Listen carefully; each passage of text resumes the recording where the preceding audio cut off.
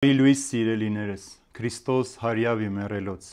տեսնենք ինչպես կարող է բարեգործությունը մեր փրկության պատճառ դառնալ։ Եվ եթե արդարը հազիվ է փրկվելու, ապա ամբարիշտը կամ մեղավորը էլ ուր պիտի մնա։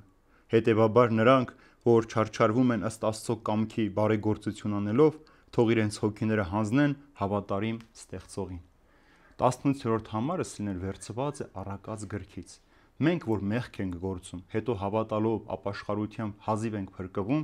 ապա ինչ պիտի լինի նրանց հետ, ովքեր որ շարունակում են մեղքը սիրել ու մեղքի մեջ ապրել։ Թեև սա Աստծո համար մեծ ցավ է, Աստված շատ է սիրում մեղավոր մարդուն եւ նրա դարձն է ուզում, բայց եթե մարդը շարունակեց ապրել այս մեղքի մեջ, ուրեմն դա Աստծո արդար դատաստանը պիտի լինի։ Մարդը չի կարող Աստծուն մեղադրել ասելով, որ դու ինձ համար ոչինչ չարեցիր, որովհետև մեր ծնված օրից Աստված մեզ ամեն օր ցույց է տալիս այն ճանապարհը, որ տանում է դեպի փրկություն։ Բայց եթե մենք մեղքի ճանապարհն ընտրեցինք, մեղքի ճանապարհով քայլեցինք եւ մեր երկու ոտքով կաղացինք մեր հավատքի մեջ, ուրեմն Աստծո դատաստանը արդարությամբ պիտի իրագործվի։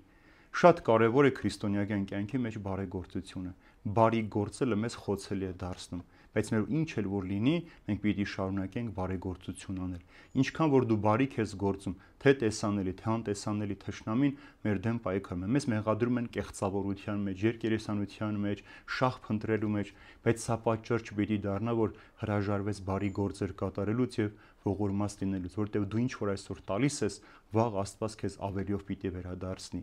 Ինչ որ դու այսօր անում ես, ինչ բարիք որ դու գործում ես, հազար անգամ ավելիով օրհնությունը քո սերունդների վրա պիտի գա։ Եվ Աստծո խոսքը անփոփոխել է։ Աստված երբեք իր խոստումները չի խախտում։ Դու բարիքը գործեցիր, Աստված քեզ ավելիով կտա։ Դու իրեն հավատացիր, սիրեցիր, Աստված քեզ ավելիով պիտի սիրի։ Դու մեղքից հրաժարվեցիր, Աստված քեզ պիտի գուրգուրի։ Դու մեղքից հրաժարվեցիր, Աստված իր դռները պիտի բացի իր ներկայության մեջ ապրելու համար։ Եվ քանի որ մեր ժամանակները չար են, ամեն օրը պայքար մեր հոգու փրկության համար, օգտագործեք այդ ժամանակը, սիրելիներ, որպեսզի Տերը հավերժ ներկա լինի, ինչպես առաքյալն այստեղ ասաց, ձեր հոգիները հանձնեք ստեղծողին ու արարչին, հանձնեցիք իրեն, այդ հոգիները պահված կլինեն հավիտենական կյանքի համար։